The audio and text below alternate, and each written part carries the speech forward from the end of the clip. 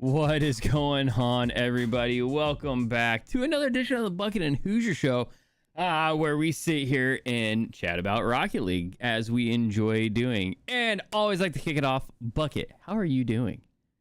I'm doing all right. I'm actually kind of tired. I was just playing some games with my teammates for our the Hat Dad League, and I did not realize just how tired I was. I think last night just took a lot out of me. Oh, my Again, Lord. I can't believe how some of those guys do it over and over and over, week after week after week. It's draining to talk for that long.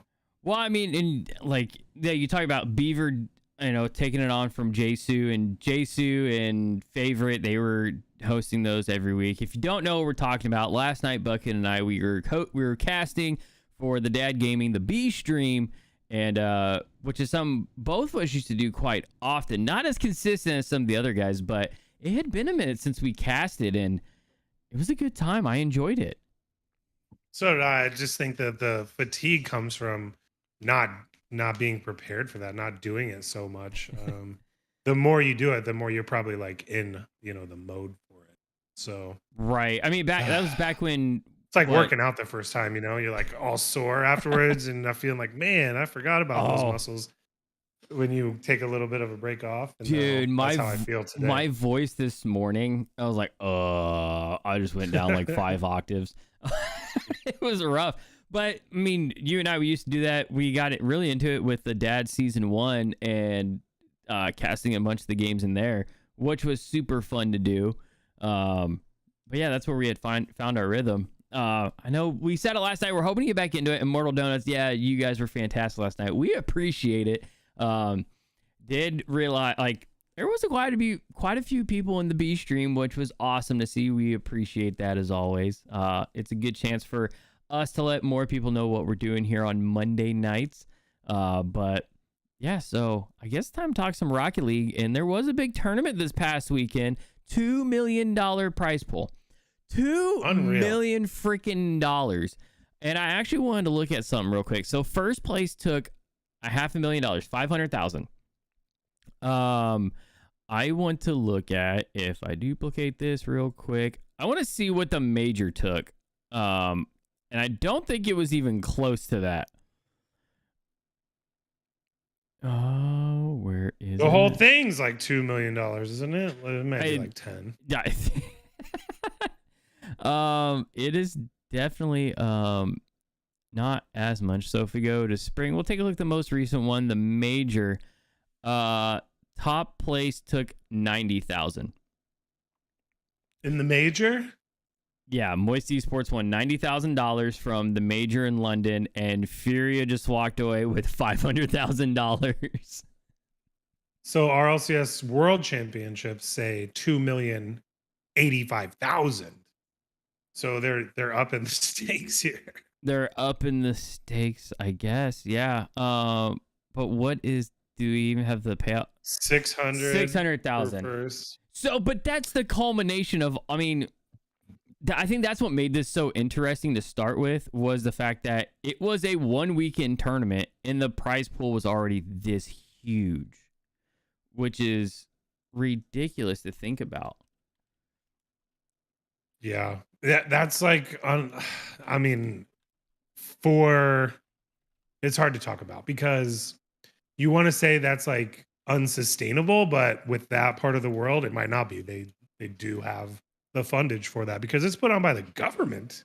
We talked about that before. So it's not like, one person trying to get something going. Okay. Yeah, it's funded by the government. I think you had found this. Oh, we got a dad moment. These are always good. We need to analyze what's happening here. The young man is asking for something. What are we thinking, chat? Is it water? Is it permission to play a game? What was the verdict? What was the question? The other one. Uh-oh. The other one's coming. We'll see what he said. Oh, it's an argument. He scared me a little bit. I was like, little brotherly love going on? Something like that. The little one's always picking on the big one. You know, my daughter does that to my son too. Like, she never wants to leave him alone. Always just like poking him and being a nuisance. That's what it is. He wants to play, the other one doesn't, and then he gives him a hard time and touches him and messes with him. But we were talking where you found that the Saudi government had started a new like part of their government, right? Yeah, it was called Ministry of Sport, the Saudi Ministry of Sport. And I did not click on the links because who knows what kind of trackers they have on there. I need like a non-tracking Oh, I'll go web there. browser. mos.gov.sa. Yep, I'm on it right now. There you go. Let's see if it'll actually load. It is not. But yeah, it kind of makes sense. That probably has to do with Live too. Oh, mine loaded. Oh, mine is not. They must be blocking me. They know they don't want me in there. Do it in an incognito. Oh, okay. But it kind of matches up with Live. So like Live started up, they're poking up, they're poaching players into their area, and then we see them. We talked about this Gamers 8. Like, this wasn't the only tournament they're doing this weekend. They're doing actually a bunch of tournaments this month. I know there's a couple of Fortnites in there. I think a Rainbow Six. So there's money coming out of this area right now, and I mean, go get your dollars while you can, I guess. But yeah, exciting stuff. Exciting format. What did you think of the format? So we've kind of seen something like this before on a very smaller scale, and I was expecting it kind of to play out just like that, but I thought it was actually pretty interesting. I'm not sure. It makes it tough because you could literally have like the best 1v1 or 2v2 players, and then your third player just kind of is there, right? But it felt like everyone did get to participate as much as you would hope they did. So I didn't mind it. I just think it's still not the pure 3v3 that we're used to seeing. So maybe it throws people off a little. I would say it does. Like, when you put it that way, like you have your what's up, Craig? So, right, you have your top ones player, a guy who's a good twos player, and then your third's kind of just there sometimes. Is what it is kind of what I think people are afraid of that tournament style. But I think what could work for it though is that you almost, I don't know, it could be good and bad, because I'm like, oh, like you kind of create like a LeBron, a Michael, a Jordan moment. Like, you have that person that's touted as, this is our great 1v1 player that we take into these matches, and they're good in the 3v3 set. But you could feel for the guy that is sitting in that third spot. I don't know. I wouldn't mind being in that third spot and riding the coattails of someone that's really good, and we just go win a bunch of times. I mean, what's wrong with that? Nothing's wrong with it. I just think if you just had now, then you start thinking about the dynamics of the teams, and you're like, okay, well, maybe we just pick up someone who's really good at ones, and we can teach them threes, and they can just kind of hold their own there. Daniel. That's what they did with Daniel.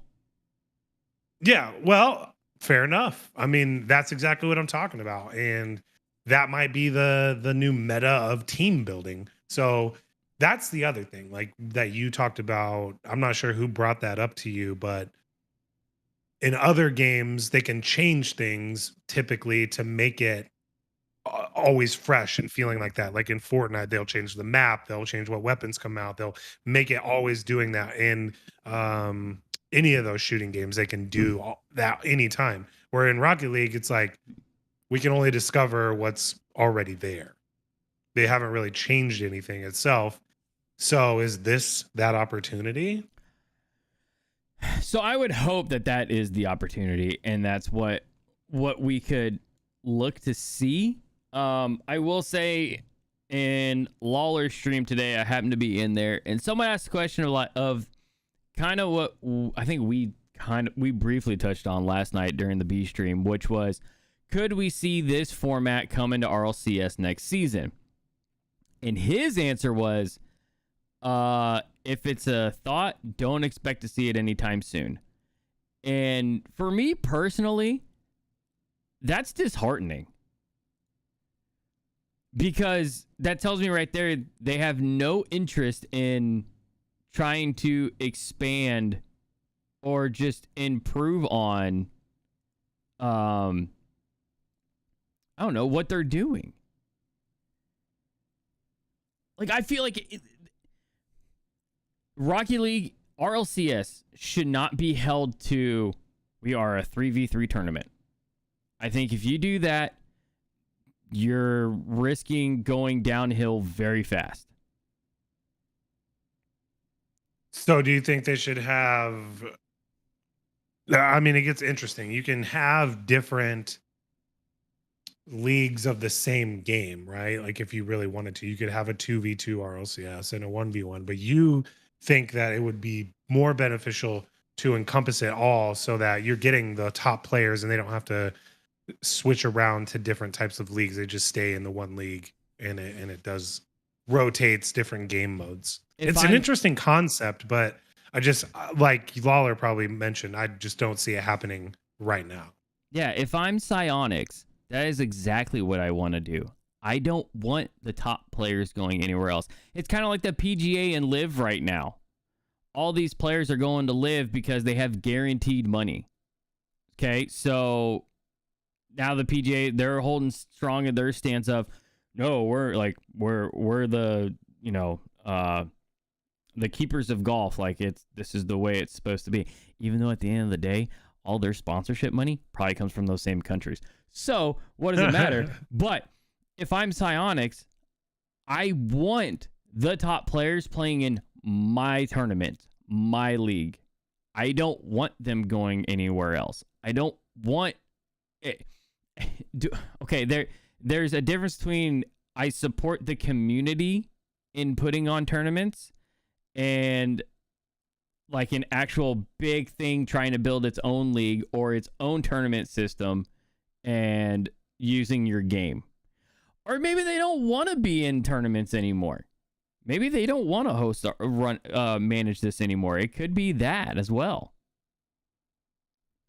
Yeah, that could be it. It could be just a little too complex to do something with. I don't know. I don't think that it's broken right now or that it's lacking anything. Is the consensus in the scene that it's the game is like getting behind? I feel like it's just kind of at its apex right now. I feel like everyone's kind of seeing what these guys are capable to do in the 3v3s. I know the season was long and arduous with the 3 different splits and the lands for the first time and stuff like that, but I feel like it's hitting a good stride. They're getting good viewership, all that, but like you said, competition breeds more more quality. So if another league's going to come out and say we're going to do it this way, we're going to pay this much, and they're going to lose some players to it, then they might have to change it. I think that's what's going to bring it. Because right now they have a monopoly on the way that the game's played. Right, they do. I guess I look at it as competition breeds innovation. You have to do something to keep to stay out in front. And while they are at the apex right now, my fear is that the drop off is going to be severe if they don't do something. Because we just saw an exciting tournament that got great viewership over the weekend, exciting gameplay. Twitter was a buzz at the 1v1s, just like talking about that and how it was such a huge factor.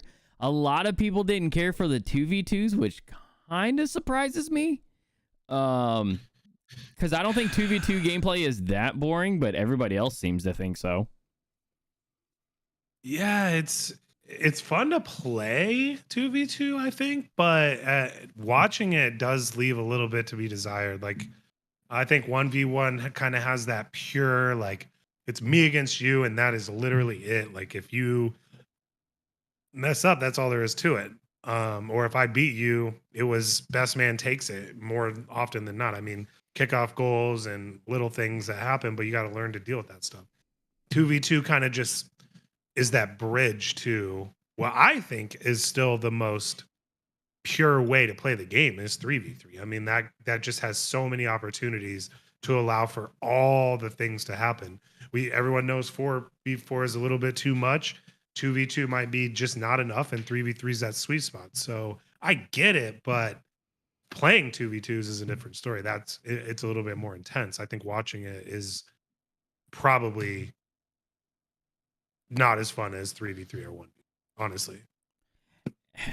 I agree. If you ranked them, if you said what's the most fun game mode to watch, and what's the second most, what's the third most, 2v2 would probably be the third one. It probably would be the third. And that's why we go back and look at the history of Rocket League. It was very interesting that I would say, big shining moment that they had years ago when they did the Rocket League tournament on TBS, they chose to do a 2v2 format because they felt that it would be easier for people to watch. Yeah. And then I don't want to say it failed tremendously, but they definitely didn't have any follow-up to it, and it didn't happen longer, which is unfortunate. But I think if they would have, sometimes you jump the gun on things, and I feel like that's what that was. If they brought that now with the viewership that there is and the possibilities, they might be a little bit better to sell 3v3. I could see that. I think that would.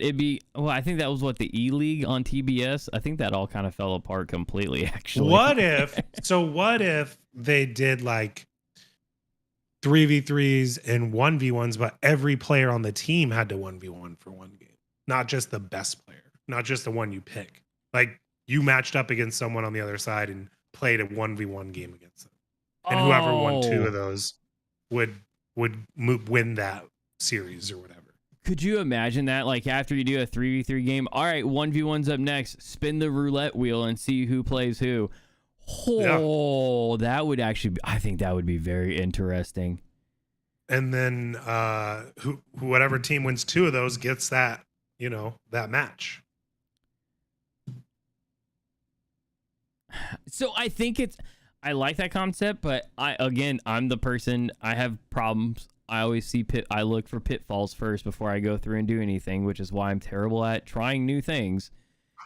And it would come down to, well, take, I don't know, I'm trying to think of a team. Oh, if you had, Space Station is a terrible example because I think all three of those guys are decent 1v1 players. And you put any of them up against First Killer, I don't think anybody would be upset. But at the end of the day, say if you took a Sypical versus First Killer, they'd be like, oh, that's messed up. That was dead from the get-go. It should have been Daniel up there. So, I don't know. Well, you got to be good at all of them. I mean, I guess that does, you might be right. Like if you just have two really good 1v1 players, but then maybe you're not winning the 3v3 games, and maybe you weight it a little bit. You put more weight on something. So you could make it a little bit even, but that's the game. I mean, if people want to see this stuff, you have to make it so it's like interesting. And when you look at these formats, like I'll just take the first random 7-game series I see. Furia Team Falcon. So game 1, 3v3, game 2, 1v1, game 3, 3v3, game 4, 2v2.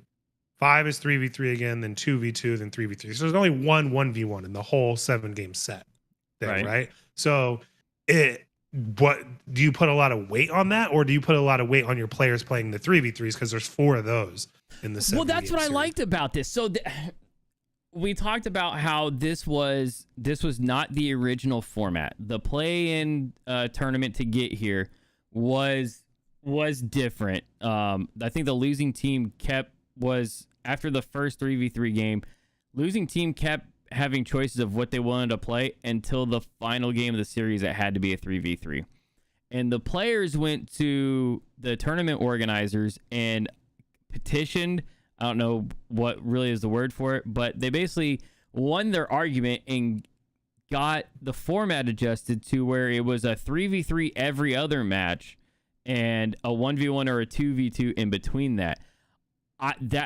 That's the original format. I think it's a little chalked for RLCS, but I think this format is like perfect for, it's a great replacement to the double elimination bracket. as much fun as spring was, because like there was a lot of great gameplay, I think the double elimination could be replaced with this to like mix it up, make it real interesting for the last regionals going into Worlds. Oh wow, my computer just froze up real bad. There we go. But what I'm saying is what I think kind of the similar thing. Yeah, exactly. But here we go. If you have it like this, every other game is 3v3 and the 1v1 was only one game. So that one that not that one, the Space Station FaZe Clan one on the quarterfinals, they only won the 1v1 with Daniel on their team. That's the only game they won out of the 5 games they played. Right? So FaZe Clan won the 3v3s and the 2v2. So that's just over. So the 1v1 just didn't really do anything for them. So having a really good 1v1 player just doesn't really matter in that situation. Right. Hang on. Whoa. Like but this is an argument that everybody has. They're like, oh, but it's not. I've seen people talk about it's not 3v3. Like it doesn't. Obviously, that's a series you can look at that, hey, look, cool. They won the 1v1. It didn't matter in the end. They still had to win the 3v3s, and they weren't able to. So there's still good weight on the 3v3s. Exactly. And that's because it's still the most popular and purest form of the game. I mean, everyone wants to see it. So putting the 1v1 and 2v2 is it just like an exhibition feeling? Like, how did people feel about watching those games? And how did the teams feel about their chances in those? I'd be interested to see if there's teams that had no 1v1 games won overall, no matter what. If there's some that won every single one of those and that carried them through, like, how did it affect each team and region? We'd have to get some stats going, but it would be an interesting thing to break down. I think the team I'm going to look at, because they didn't have a very long one. So Semper, they played a 3v3, a 2v2, a 3v3. They lost their first match. 3v3, 2v2, and a 1v1. So they won their 1v1, and they won their second match. And they come up against FaZe, and they win the 3v3. They lose the 2v2, lose the 3v3, then lose the 1v1. But so that's a team Semper, I would say, is a team that's more built for straight 3v3s. I would have said that a long time ago. No one on there sticks out to me like a big 1v1 player. But when we look at, I think JNAP said it, Garrett has said it, like, when they're looking for players that are on the up and coming right now, they're not looking at the top 100 3v3 lobbies or leaderboard. They're looking at the leaderboard for 2v2s and 1v1s. And then they're grabbing those players. And like Chrome talked about with Space Station, they had to teach Daniel 3v3s because he had never really played it. So, and that's the meta right now. I mean, that's what you see with some of these other guys too. They're coming from different areas, like the Joyos, from the mechanical players, from the freestyling, and people. They're not just looking at, oh, who's at the top of the 3v3 leaderboard, because being at the top of the ranked class leaderboard could be you have a team, you have 2 other guys with you that brought you there or whatever, right? So. Right. You want the purest players, but they also probably go through some stringent interview process a little bit, right? They're not just, hey, we see you're at the top of the leaderboard. They don't just pull them in automatically. Oh, they go and play with them and get a feel for the player and see how, like, do they mesh well with them or not. We've seen that a couple of times. We know V1 was doing that with Beast Mode and Daniel, but I don't know. I feel like, literally, like you said the words, that's the meta right now. So if I'm Psyonix, I would do something that you haven't done in 5 years. Well, I won't say that, because the metas have changed. When you started out in Rocket League in 2015, 2016, I even had a buddy who he he had a GC title like back in season 3, the original season 3. And I was like, man, like, he's like, I can't fly though. He goes, I got that when the meta was dribbling. So we went from a meta of dribbling to air dribbles, because there was a time when if you could come off the wall and just start hitting the ball in the air, nobody could stop you.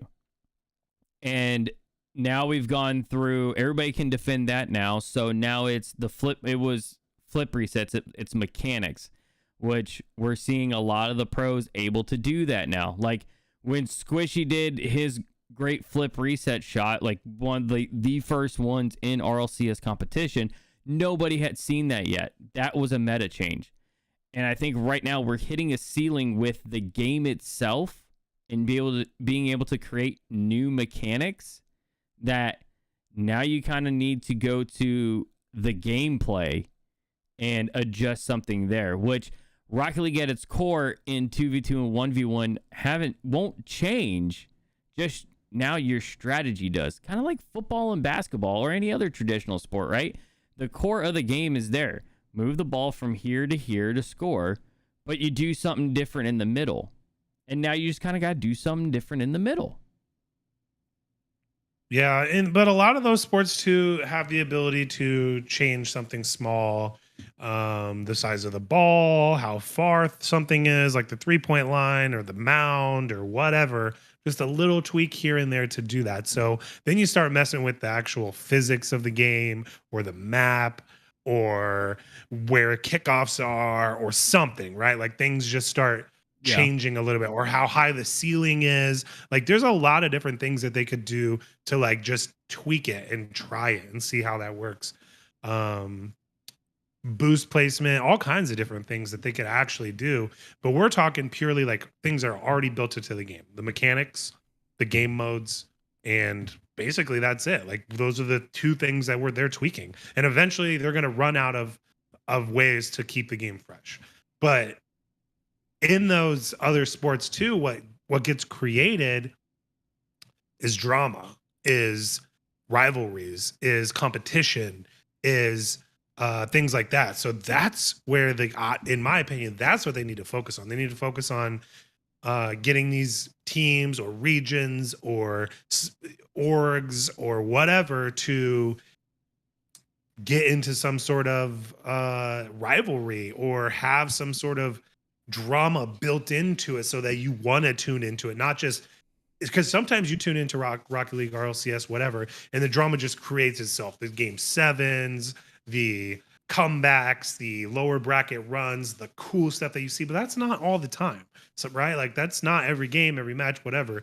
And that's what people want to come see. You'll see packed stadiums for sports like that, or the playoffs and things like that. They haven't really created that atmosphere except for the lands, and they're so few and far between that it's just not sustainable to be the only thing to like look forward to. So let me ask you this. Do you think, because if we're looking at traditional sports, traditionally your NBA players, your NHL, your MLB players, they're not as connected with the general public as say our Rocket League pros, right? Our Rocket League pros grew up in Twitter, grew up on Twitch, streaming. Everybody knows who they are. All these guys came up together. And so there's a different atmosphere, right? It seems like everybody wants to be friends, and I don't, as much as that is good, right? That is good for humanity. It's good all around. You don't really want any animosity, but we haven't really seen anything since it was Reddles. Reddles was the one that was chirping on Twitter, talking about the other regions. And then when they finally got beat by another region, it all kind of died. Not like there's not even the face, it was the beef on Twitter. I don't know what was happening behind the scenes, but I guess that's what I'm getting to. We have such a big look in behind the scenes that you can't, you're not having the opportunity to create that drama, and it just stays out there. But when you know behind the scenes, like, hey, we're fine, that might be what we're missing. Yeah, I mean, you hit a couple good points there with the way that other sports work, but they've had a long time to build those things. They've been around for decades, even some of them even longer than that, right? So there's been a lot of drama that could be unfolded. And you're right, the player base is a little bit different when they grew up, but that's all going to change too.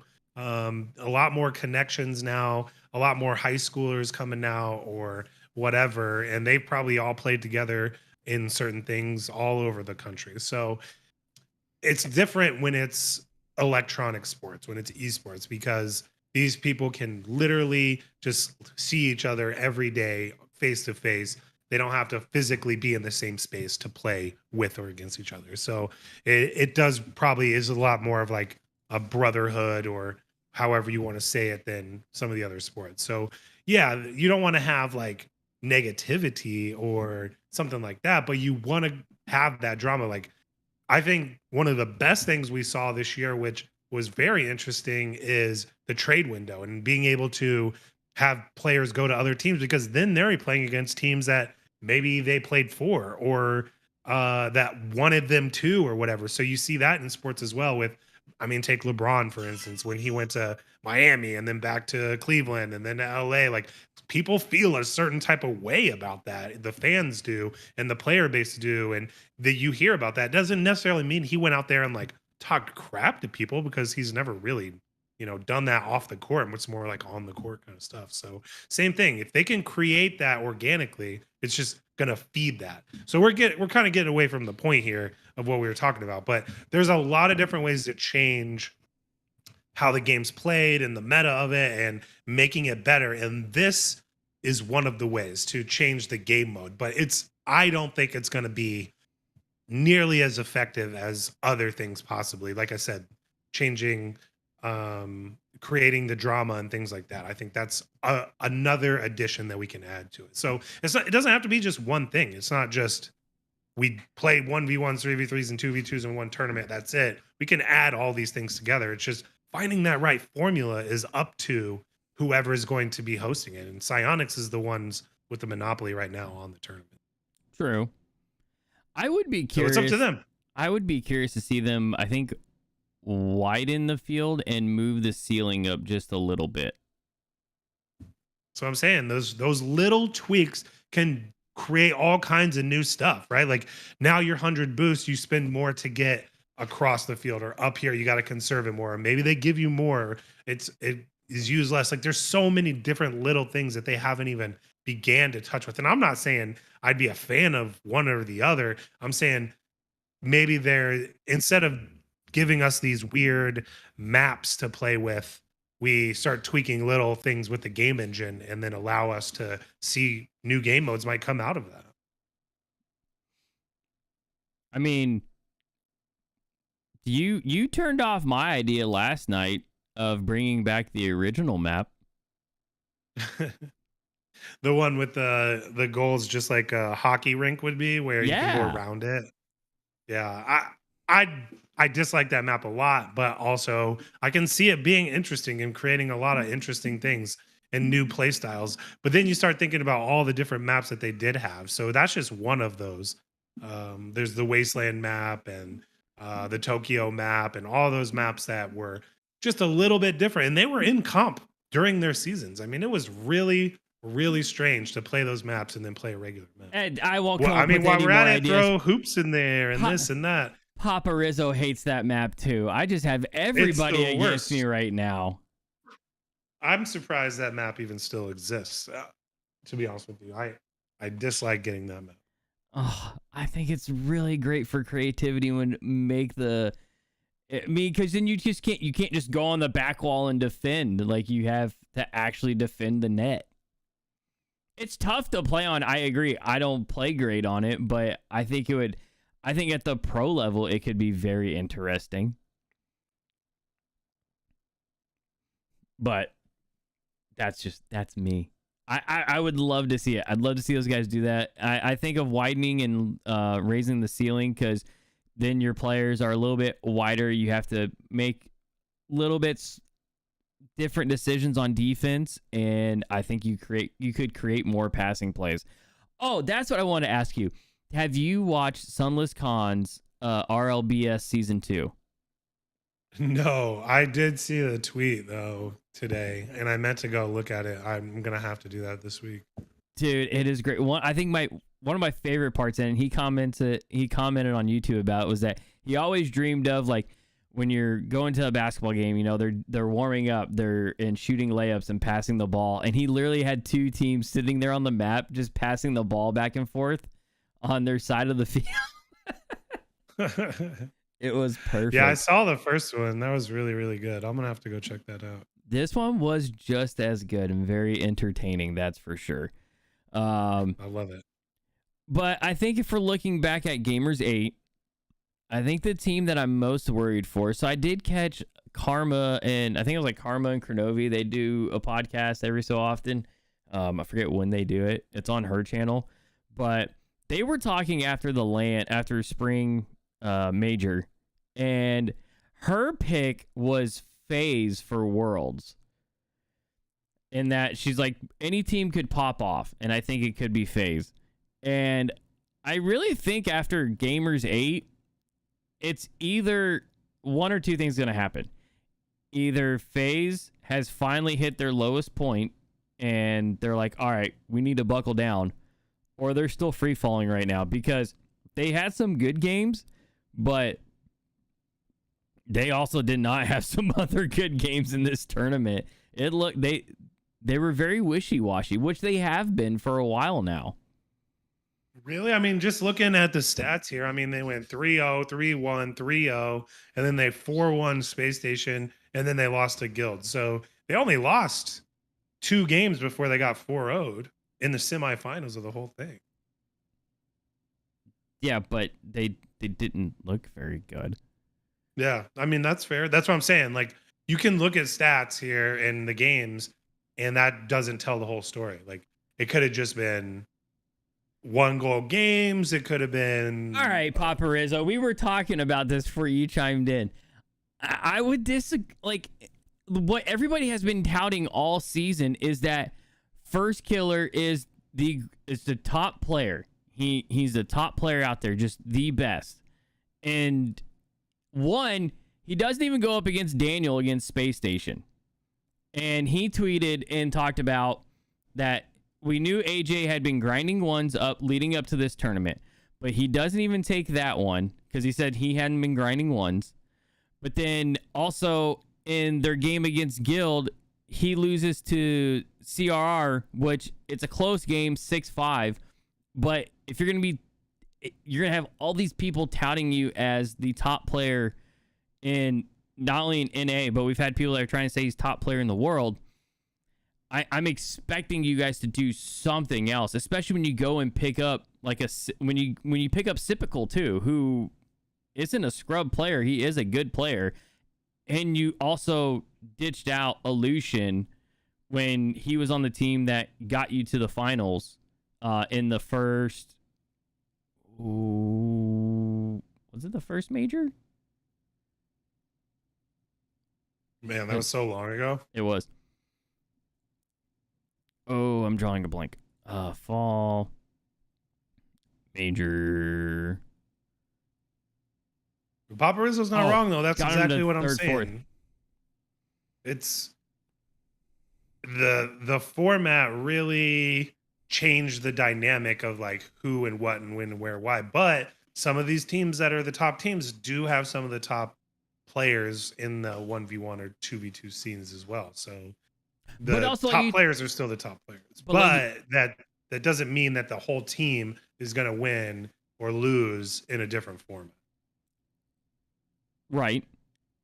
But like we had also talked about 3v3, like the 1v1, the 2v2 didn't outweigh the 3v3. You still had to win the majority of your 3v3 matches to take the matchup. So like I don't know. I don't know. I still you put have weight to on win 2 3v3s, right? In order to win. Right. Like Furia coming out, I don't like the Guild Furia matchup in the finals. Because I feel like our real finals matchup was Furia and Falcons, which that series was bonkers. And if you haven't watched it, go back and watch it. The last 3v3, the final game, game 7 in that was just beautifully played by Furia. And I would say Furia right now has one of the top players in the world, if not the top player in Yans. Yans is nuts. He is very consistent. Like, from what we've seen in recent past, he's always there making contributions to the team. Bigly, too. They had him play in every single game that I watched of theirs, too. Like, 1v1, 2v2, 3v3, he was in the game. And that was a reverse sweep, too. Falcons was up 3-0. And then it gets, where's Utopia? So game 4, 2v2. And that's where... tail of their tape, huh? That's where... Go up things and get turn. reverse swept. Oh, that's frustrating. Actually, yeah, and there was only one 1v1. Yeah, because you did a 1v1, you had to do 2v2, and then game 6 was dealer's choice. Both of them were back on the table, and then Falcons went back to the 2v2. Oh, man, I'm wondering if Falcons, if you're thinking that was a bad choice, because you literally you beat Furia in the 1v1. Oh, man. See, I like that, though. Like, that adds that element, like, just another level. It is interesting. I just don't think it's the pure meta of what the competition's going to be. I really don't think that's going to play well longevity wise. And again, this is still just a tournament. They're not even really like leagues and seasons and different regions and things like that like the conversation we've had multiple times. So they can switch up anything anytime and have a split that's weird like this, or change something in the rules whenever they want to. But I just don't see it being the case in RLCS.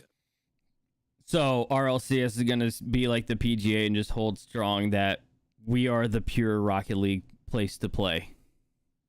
I don't know. I don't know that they're not going to change anything. Just like we just talked about, like there's other things to tweak, but I think the game mode that everyone enjoys the most, that's at the top of the list to watch, is 3v3.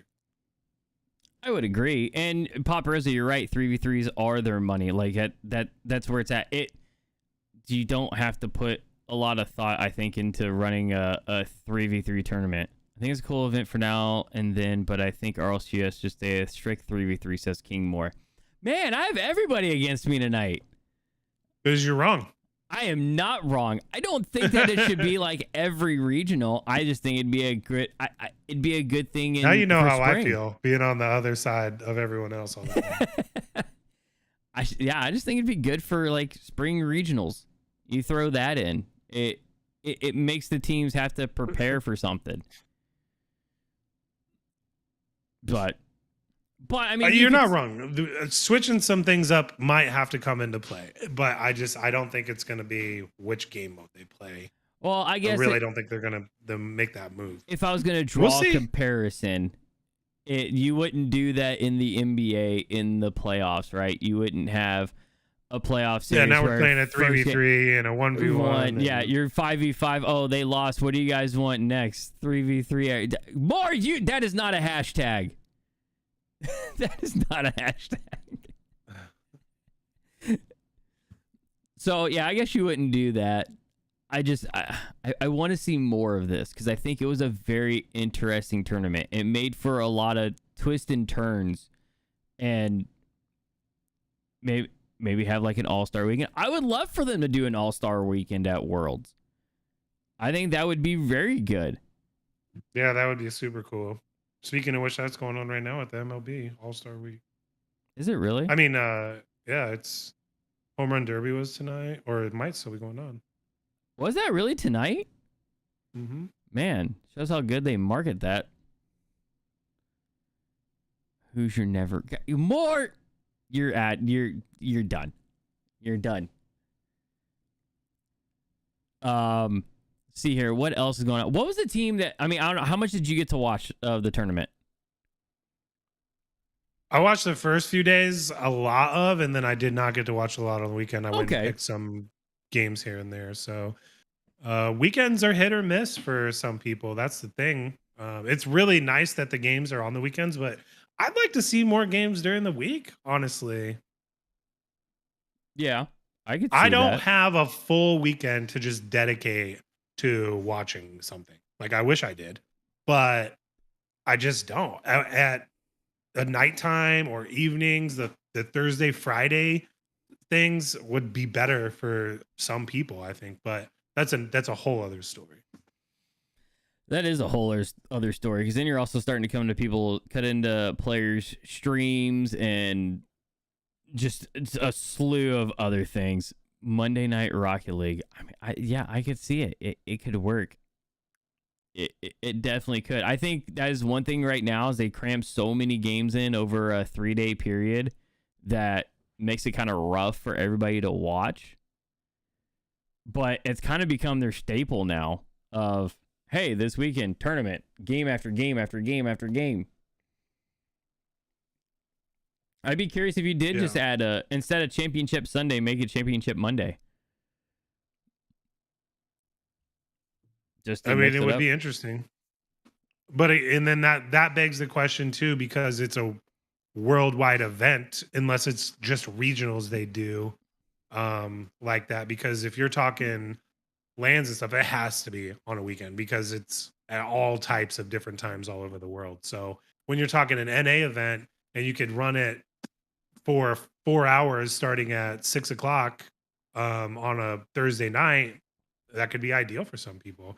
But playing it 10 a.m. to 4 p.m. Saturday and Sunday is just that's a whole day. That's a whole weekend just dedicated to watching it. Yeah, lands would be hard for sure. I think lands would definitely stick with the 3-day format. Which that's why Worlds is going to be so interesting because that's technically a 2-week format with so many games to keep up with. But it's gonna be exciting. I was gonna ask you, who was a team that surprised you in the tournament this past weekend?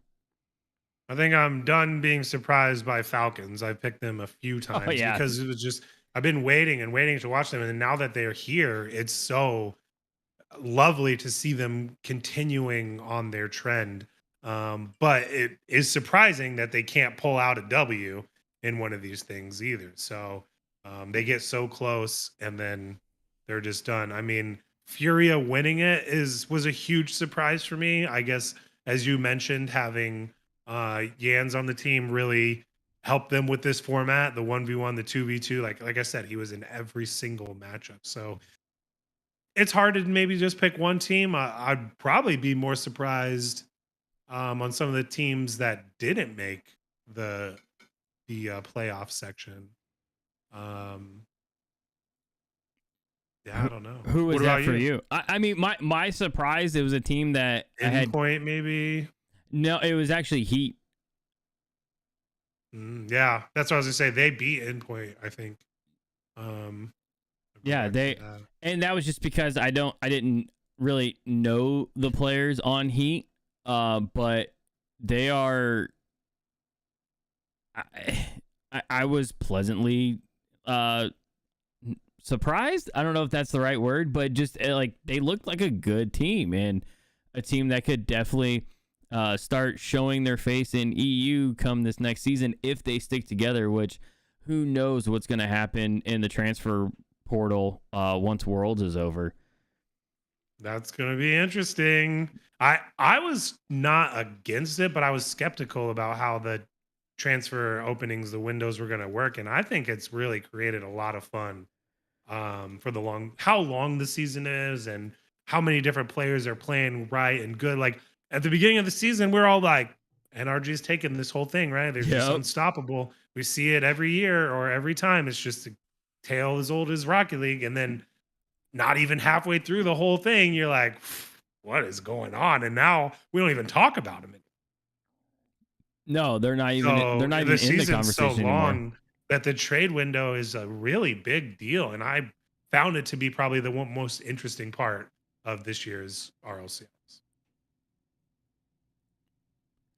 Yeah, I would agree. I've been very happy with I was kind of like you of we're gonna what after fall and winter we're gonna allow they can change up that many times but it has worked out real well. I mean, the biggest surprise right now, we talk about NRG and how strong we all thought they were going to be, but going back to fall in the first regional, FaZe took it, which everybody was like, all right, yeah, FaZe, like they look great. And then they get to the major and they take third, fourth, there is no decided third or fourth. It's tied there. And then when they get done, like they had a good run, they won a regional. Like that's going to be a great team going forward. Oh, wait, no, we're going to change up. We're going to drop a player and pick one up, which at the time everyone's like, oh, big move. But then we haven't really seen them be the same since that happened. Mm-hmm. Wonka, you're like an hour late, bud. To be fair, we were a little bit behind. Bucket was over there practicing with his team for Hat Dad League. Which, Bucket, who's your first matchup over there? Tomorrow night, we're playing against Quack's team. So it's going to be a dogfight from the very beginning. I mean, we're jumping straight in. So it's going to be, I don't even know who's on that team, if I'm being honest with you. Two Sticks, Quack, and Chris the Scrub against me, Immortal Donut, and both of these.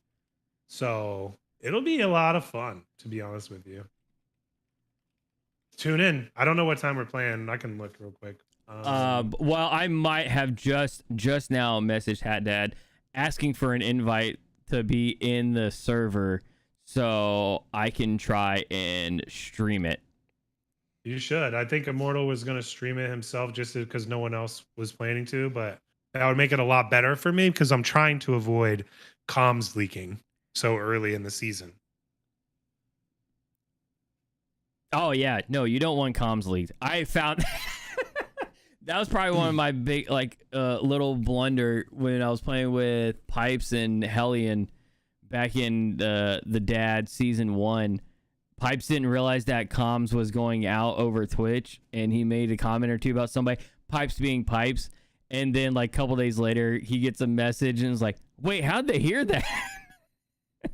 Yeah, I mean, most of the time it's all in good fun, but he's a character.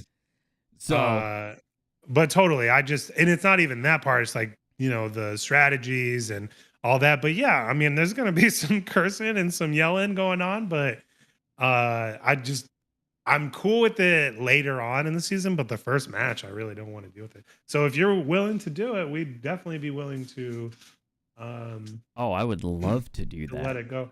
I think it's going to be 10 Eastern time. Yeah, that's what he said.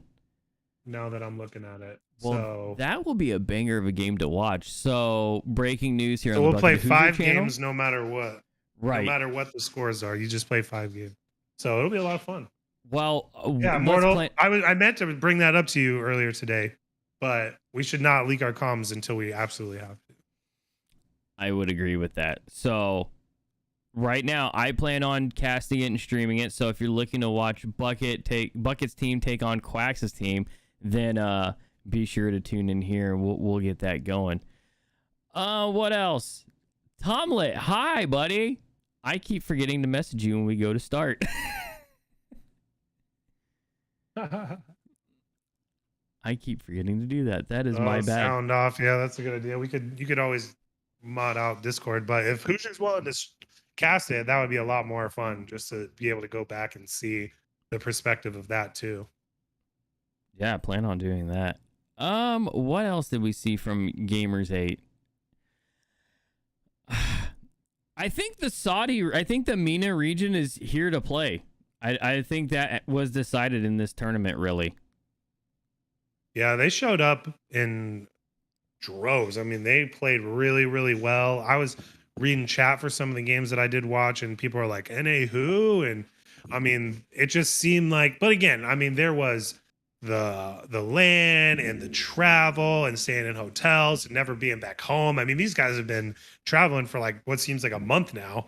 So it's got to be rough on some of these players that aren't used to time zones. And I heard it was, 115 degrees there, and there's no one in the crowd rooting for you again after you just got done at another place where the same thing happened. So, the elements were against some of our faithful, but yeah, you can't take anything away from that Saudi E League teams. They really did play really well, and I think that was really interesting to see.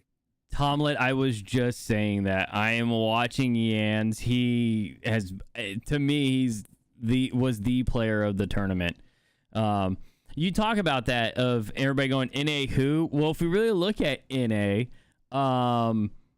three of our teams. I mean, one of them. Oh wait, hang on. We had 1, 2, 3, 4, 5. Excuse me, my bad. Rogue didn't have their full roster. Aqua was not able to make it because his passport didn't get back in time. All Mid is a bubble team. We've seen them in a couple of regionals, but they haven't really made their staple. And then for G2, they had to miss subbing in for JNAPS. JNAPS came up with, I think it was COVID. So, I mean, you can't really give NA too much crap. I mean, we still did have Space Station qualified, Complexity qualified, and FaZe qualified. So 3 of our teams qualified for the final day. We had an NA matchup right off the bat, so we were already going to be kicked out one team, and then Complexity lost to Furia. So yeah, really that's what I'm looking at the RLCS thing too. I'm saying the same thing. I'm like, ooh, it's nice that we got G2, FaZe, and NRG all ready to go for the qualified. But then you look at V1 Space Station Optic, like chances are 2 of those teams might not even make it. Oh, for Worlds? To the actual event. I wish V1 would have made it to this tournament, because I think that would have been a dangerous team in the 1v1, the 2v2 realm. Yeah, they would have had a lot of fun with it too. Yeah. They might have had to tell Calm to calm it down a little bit on the trash talk, though. Not really the place you want to be doing that. That's true.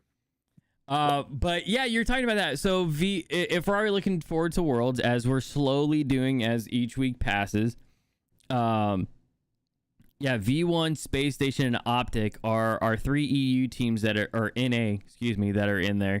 So yeah, there's a scary feeling right now that one of them, if not 2 of them, may not make it out of there.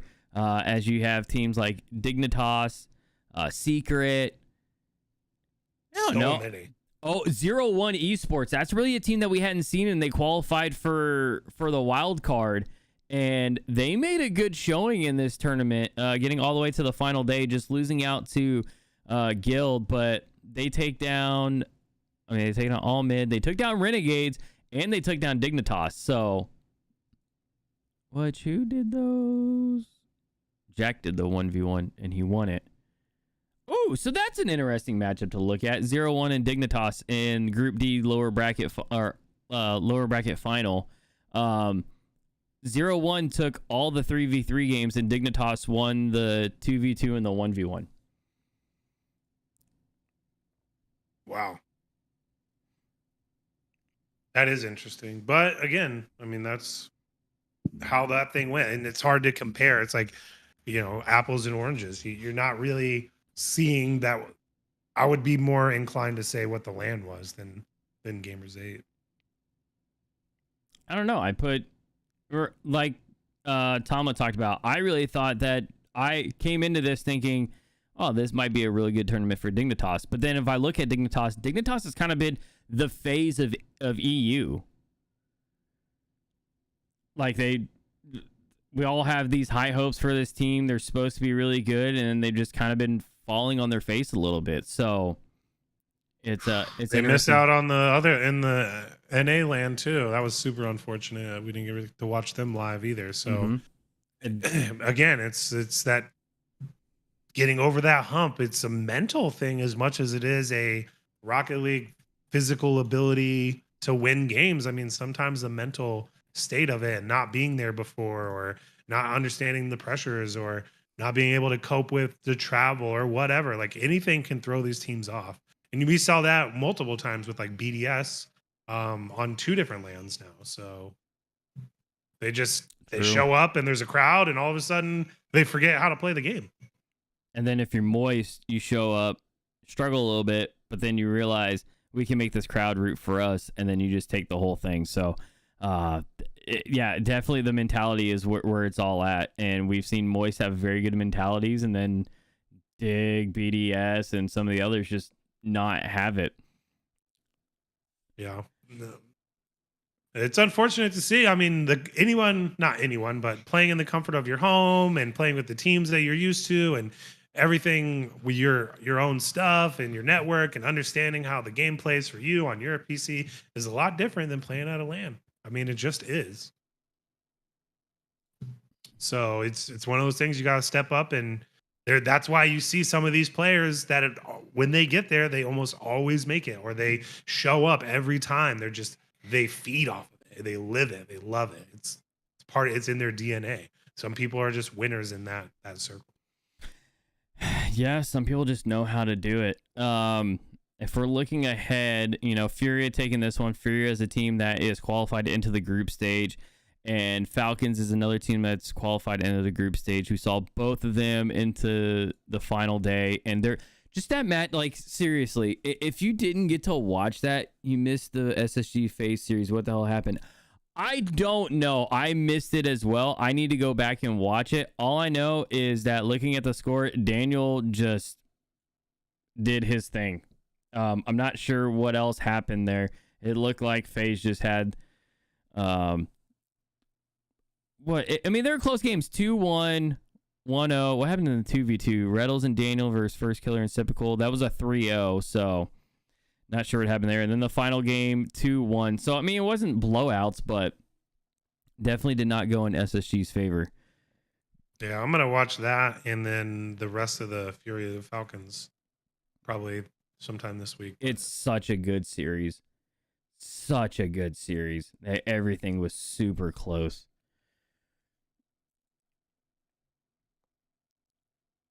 When is Worlds? It's what week is it now? Today's the 18th of June, July, August 4th through the 7th, so 9th through the 13th. So we're less than a month away now. Oh wow.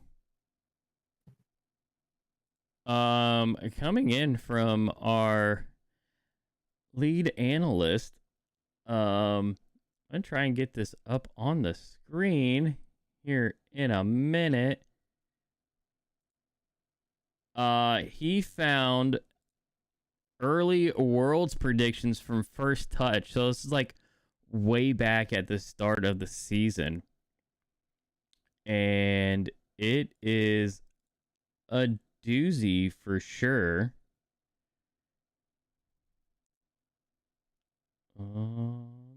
Hang on. Yeah, some of these predictions are just hilarious. Oh, I'm getting there. Stand by.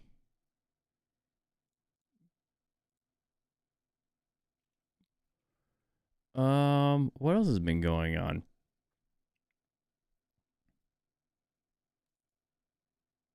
So you got your game coming up. What other has the Head Dad League had any other games so far?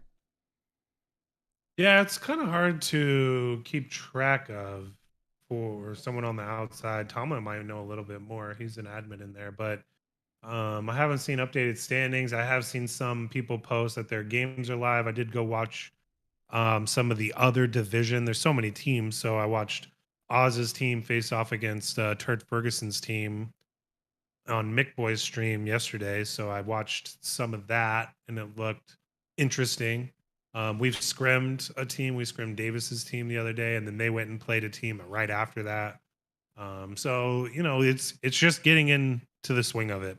People are just getting everything going, and I think a lot of people hadn't planned the end of summer out very well for the league because people are either coming from or going to different either vacations or work things. So it's all just kind of getting into the swing. I think once once it's 3 weeks in or so, everyone will be playing their games regularly, and it'll be a lot more running how it's supposed to. Okay, so I mean, I think it's going to be an exciting league. It will definitely be good. On the screen, Tomlet had found this, and this is the original predictions. Here, I'll just send it to you in Discord so you have it. For the First Touch podcast and who they thought would be going to Worlds. So, and I'm guessing this would be seeding too. We see Energy, Space Station, Vitality, BDS, FaZe, Carmine Corp, Envy, Sandrock. Well, Envy didn't make it into the top 8. Falcons did, which was Sandrock. Vitality. Oh no, Daz. Vitality did not make it there. Who else? Who else does Daz have in there? It's just not good. Everybody had Vitality in there. Oh my lord. Carmine Corp. They're not qualified, right? No, they're qualified for the wild card, aren't they? I think. CJ over there seeing the future. He was the only one that had Furia in there. That is true. Oh, that's huge by CJ right there. The fact that he even had the foresight to see Furia get that far. Not even G2 wasn't on a lot of people's either. No, they weren't. G2 was at the bottom of Roldiz and T-Bates. Tomlet, who was the machine? I don't even reckon, that's not even a team that's around. So yeah, probably the biggest blunder we see here from picks, which I would have picked them too. I would have said they were going to Worlds. The machine is Envy. Ah.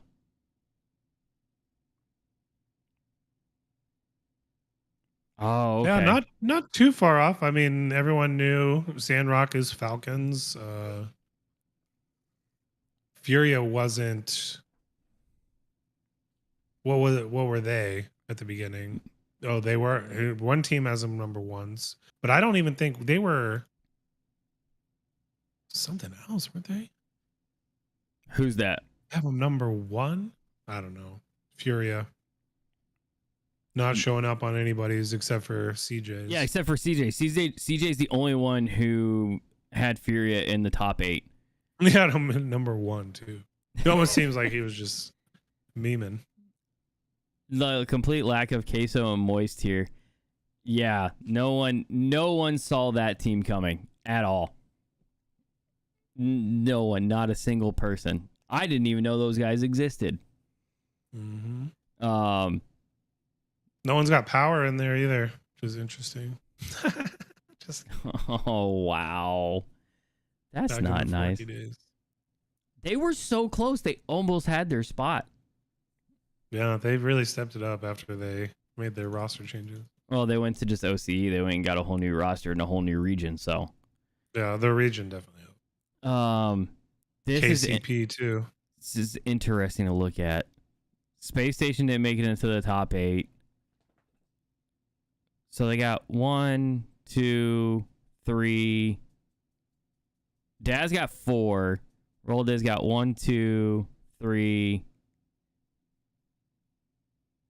4. He got all of the NAs and BDS. 1, 2, 3, 4. Oh, that's tough on T-Bates with Dig there. That Dig's another team that I would have, if you would have asked me at the start, does Dig make it auto qualify for Worlds into the group stage? Yeah, I would have said, yeah, that team completely does. Johnny Boy's got 1, 2,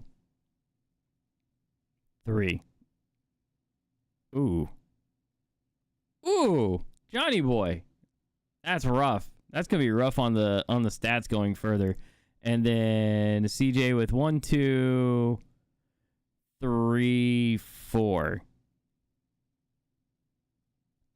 I mean, 50% is pretty credit. good for how many changes there were during the season and how much the guard changed from one to the other. I mean, everyone's got NRG 1, 2, right? Like thinking these guys, just like we talked about, they're taking everything. When they, at the end of the season, were barely hanging on to get there. Yeah, they completely were. They were really hoping that Space Station didn't win that entire, or V1 didn't win that entire land, because that just would have been rough for them. This is interesting to look at, and I'm definitely going to refer back to this again at another time. Good find there, Tomlet. That's a really good one. Yeah, that's interesting. But I think for us, Bucket, you got anything else for this Monday night? I don't, man. Like I said, yesterday put it to me, man. It really did. I crashed after that, and I felt like, man, I don't want to wake up for work today. But here we are, back at it again. Tomorrow night, some games. Come check it out. Hopefully Hoosier's able to cast them. We'll make an announcement about it, but that'll be a lot of fun too. Yeah, I'm working on getting permission from Hat Dad. Definitely don't want to do anything without permission from the commish himself. One last note, Tomlet saying the boys have been grinding lately for Worlds. Going to be interesting to see what happens with NRG. I have high hopes for NRG. I have been someone that has been tough on them and very critical at their performance, but I have always said I would really like to see them bounce back. Would really like to see them, get back to what we saw them as and see them have success again. And I think Worlds is a great place for that. And I think there is potential and a chance for NA to be real dominant again like they were in LA. Who are we looking at? What you got? What's that? Oh. Didn't even see him behind the box. Yeah, I got the background all messed up. But living out of boxes in this house. Oh, yeah, I know those days. But that's what he gets for picking on his big brother. Oh, you gonna learn, kid. But as always, yes, I will get permission from Hat Dad. I plan on trying to stream that match tomorrow night. Tomlet, please help me out with that so I can stream Bucks versus Ducks. Bucket versus Ducks. And it should be a good one. But yeah, Buck, if you ain't got anything else, I think we're going to sign off for the night. I need to get some good sleep. I'm back at work tomorrow. But we will catch you all next time. Tomlet, I will let you know more information about upcoming shows, and we will talk to you all later. Everybody have a good night. Have a good week. And be sure to catch us next time.